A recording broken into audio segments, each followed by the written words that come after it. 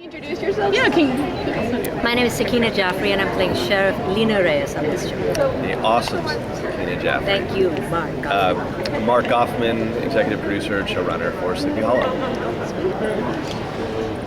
Who wants to break the ice? I will. I'll start. Awesome.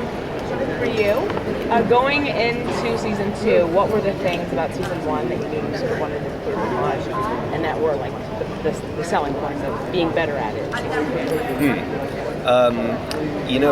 I loved, once we introduced John Noble's character, I thought Henry as this mastermind was really fun. I wanted to do a lot more with that in season 2. So we have him, he's in every one of the first 11 episodes, and just so much fun. And really getting to have a character who thinks so far ahead and is so brilliant is a lot of fun to kind of craft and weave into our story.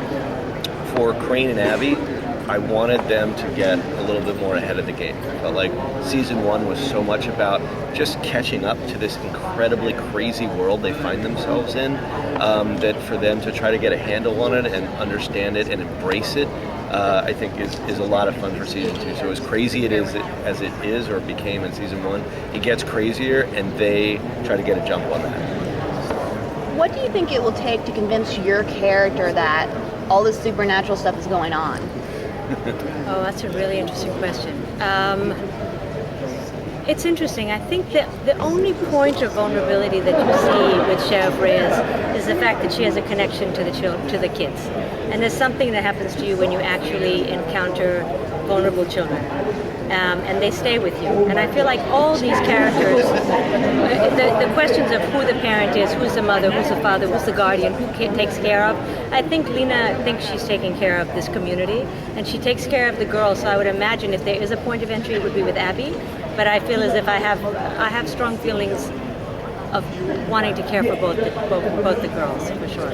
And just on that John Noble thing, I have to say, having done scenes with Kevin Spacey, I thought, oh, I'll never get this again. And then John Noble, I'm in a scene with John Noble, and that much sort of not Machiavellian thought, and so smart, and the way he handles language. I was like, oh my God, am I happy to be on this show? It's just too much. What was it like for you to come into the already established world of Sleepy Hollow and to bring that new breath of life into the second season? Well, as I said, I was surprised to be the Resident Evil. I didn't expect that I was going to be this huge, party pooper, but that was a little bit of a shock because I read it and I thought, oh my God, yeah! I'm so excited to be here. They gotta respect me, and it's like, oh no, not really. I like playing these very ballsy women who have the courage of their own convictions and believe that they're doing the right thing.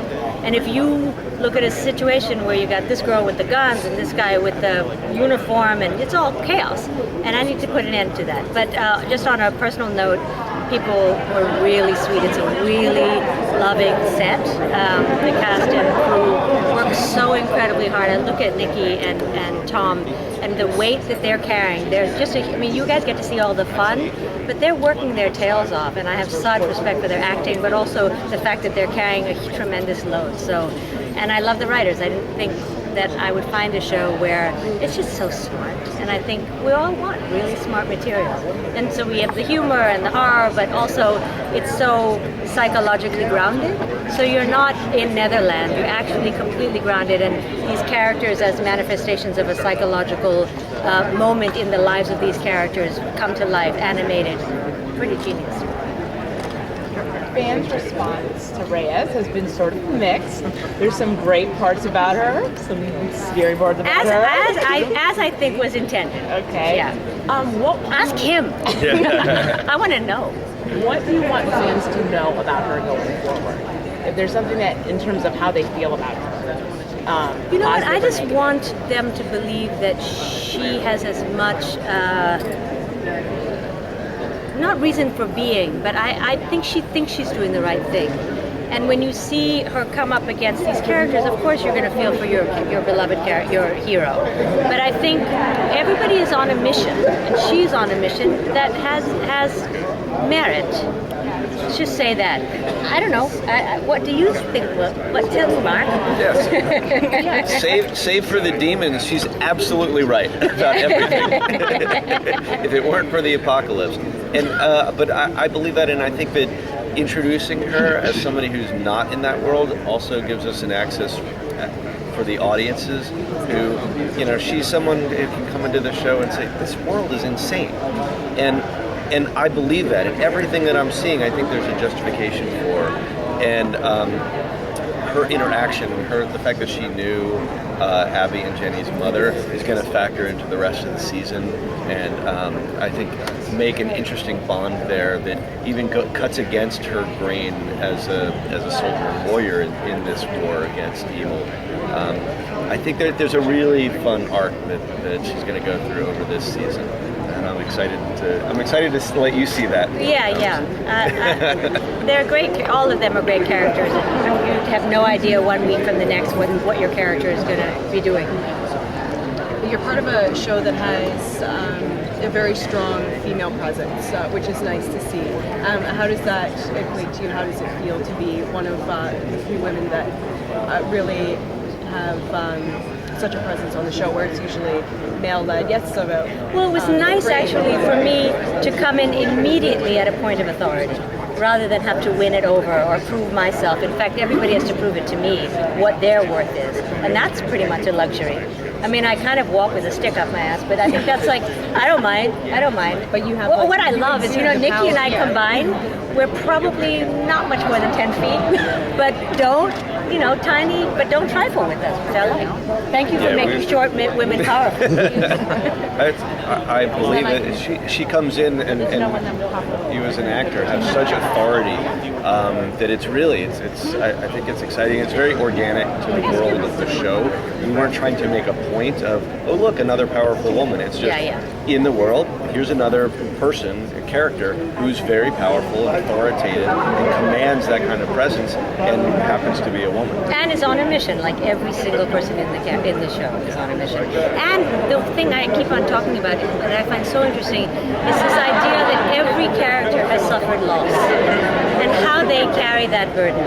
And in the history that I was given of Lina Reyes, there's some loss in her life too, and we all carry it differently, and it's sort of a reflection of a lot of interesting things that I think get played out in the season too. And we're going to get to know more about that as the season goes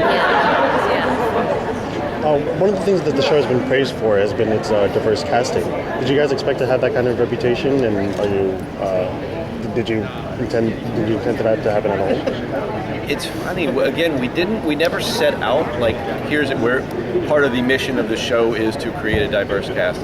Let's cast the most interesting characters. Let's cast the most interesting actors that we can find. I was so hoping he was going to say that. But it's true. I was lucky when I saw House of Cards.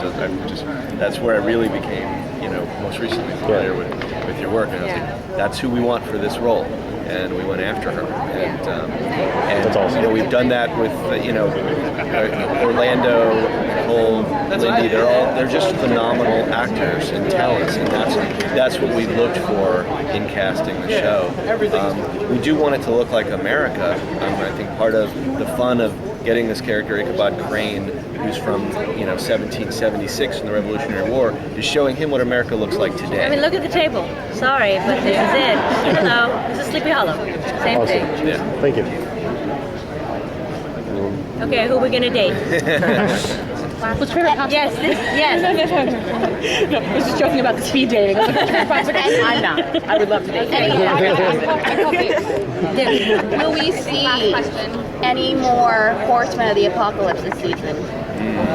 Good question. Well, 2 is a lot, so I feel like let's explore them for a while. We are ramping towards an apocalypse, and so, the Bible at least says there are going to be 4. I think that, I hope that if the show does one thing, it surprises, so, I wouldn't have any expectations, just let it come. But, I hope that we'll surprise you with the way this apocalypse plays out. I really did not see Henry being war. I really like, no. I mean, that was the most genius thing. It was the most genius ever. maneuver. How did that play into your head when you decided that Henry was going to be war? We came up with that fairly early. You did? I was wondering about that. One of the things, and like for this season too, we also we know how it's going to end, and we knew before we started the season. So getting to plan that really helped us lay in these Easter eggs throughout the season. And it was hidden well, in fact, that Henry is so much older, and we worked hard to hide the fact that he could be his son. Particularly, Did you tell the actors? Did they, oh yeah, John knew, but did the John other knew. two know? Yeah, we told them about halfway through. So this season we have another surprise coming at our mid-season finale in December, which I hope will be as suspenseful and play out as interesting as that. It plays out, but then of course what's amazing is that when you look back, you're like, oh, right, that. I love I thought I it. had a feeling with the Gollum Yeah. coming, but That was the trickiest episode. Okay. Thank you. Thank you so much.